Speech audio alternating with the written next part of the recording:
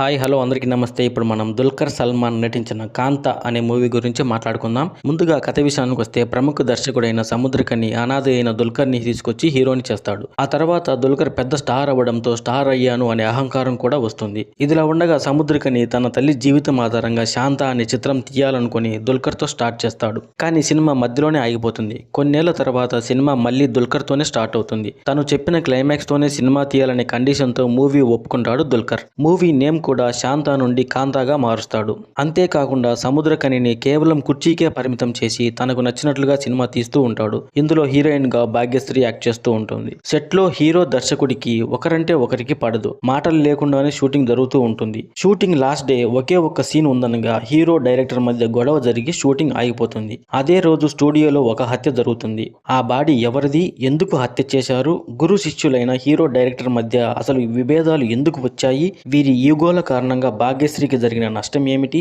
ఈ కేసును police officer గా నటించిన రానా ఎలా ఛేదించాడు అనేది మిగిలిన కథ. ఫస్ట్ హాఫ్ మొత్తం దుల్కర్ సముద్రకని మధ్య సీన్స్ నువ్వా నేనా అన్నట్లుగా సాగుతాయి. భాగ్యశ్రీ నటన కూడా చాలా బాగుంది. ఇంటర్వెల్ సీన్స్ సెకండ్ హాఫ్ పై ఇంట్రెస్ట్ ను పెంచుతాయి. సెకండ్ హాఫ్ మొత్తం మర్డర్ మిస్టరీ చుట్టూ తిరుగుతుంది. పోలీస్ ఆఫీసర్ గా రానా ఎంట్రీ ఇచ్చాక కథలో ఇంట్రెస్ట్ వచ్చినా కూడా చాలా చోట్ల ఇన్వెస్టిగేషన్ చిరాకు తెప్పిస్తుంది. కిల్లర్ ఎవరో మనం ముందే గెస్ చేసినా కూడా ఎందుకు చేశాడో గెస్ చేయలేం.